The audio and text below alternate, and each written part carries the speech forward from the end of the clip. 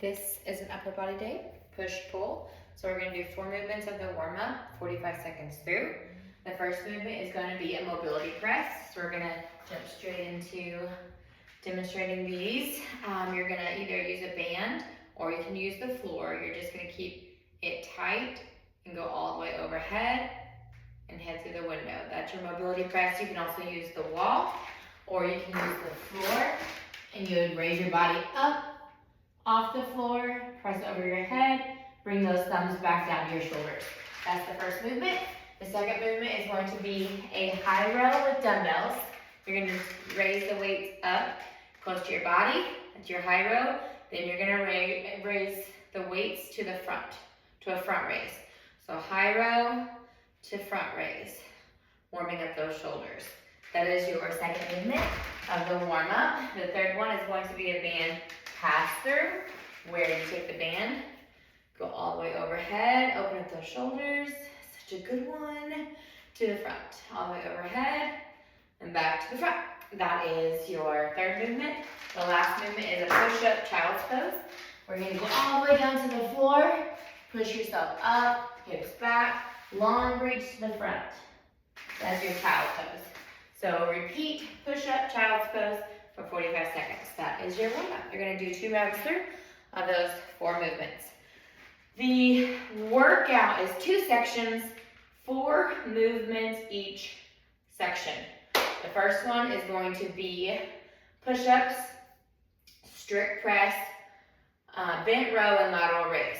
So the push-ups is whether your hardest version, whether it's elevated or on the floor. You're gonna make sure your shoulders are over your wrist. You are bringing your elbows slightly to your side, chest touches first, press straight up. Whether that's on your knees, chest touches first, keep that core engaged, press straight up.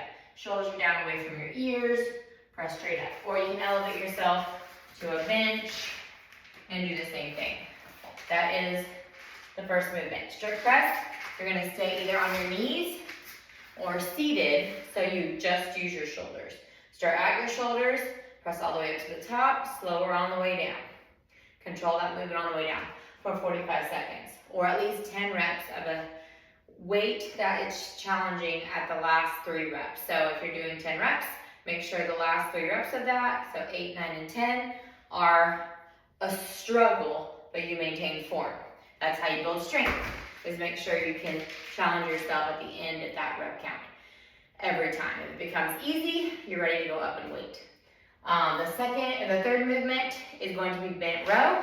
So the same concept applies, either 10 heavy reps or 45 seconds. You're going to stay bent, slight knee bend, pull straight to your hips, squeeze those shoulders, slow on the way down, squeeze, slow on the way down for that bent row. The last one is going to be a lateral raise.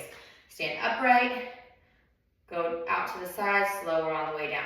Lead with those elbows, and then back down to the side. That is the first section of strength. And you're doing 4 movements 3 times through. So the last section is going to be with, the movements are bicep, so a Z curl, skull crusher, renegade row, and bent fly. So your Z curl is going to be palms up on the way up, palms down on the way down. So your palms are up towards the ceiling. When you curl the weight up, rotate to where your palms are facing the floor when you go down.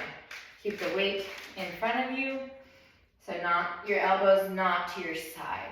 You don't want to tuck your elbows back here for these curls. You want to pull your elbows in front to really engage the bicep more. That is your Z curl. The skull crusher, you're going to have 2 weights, and you're going to go over your head. Elbows are close to your body. Elbows are tucked by your forehead. You're going all the way behind your head, all the way over your head. Behind and over your head. That is your skull crusher. Just don't actually crush your skull, please. And thank you. Renegade row, you're going to be on the floor or elevated, where you have 2 weights underneath your shoulders. Your feet are wider. You're going to pull 1 weight up by your pocket. Press into that dumbbell that's on the floor as you pull that opposite one up. Keep your body as square as you can. Try not to elevate your booty. So keep your hips down and core tight. You're working your core and your back in this movement. The last one is going to be bent flat. So you're going to stand up, stay parallel to the floor, lead with those elbows, squeeze those shoulder blades together, pause, come back down nice and slow. That is the last section of strength. So those 4 movements at least 3 times through. The afterburner is going to be the section of 3 movements that's going to work your core. You're going to do weighted sit-ups, overhead V-sit hold, and plank shoulder taps. So your weighted sit-up, you're going to use a weight. You're going to sit up with the weight, press it at the top, come back down, nice and slow, 1 vertebrae at a time. Press the weight overhead, come back down. To challenge yourself, if you have only lighter weights, you can use 2 weights and do that weighted setup. Press at the top. The second movement is overhead V-sit hold. So you want to be in a V position, overhead, hold that weight overhead, bring your heels off the floor if you can, hold, bracing that core the whole time, holding over your head.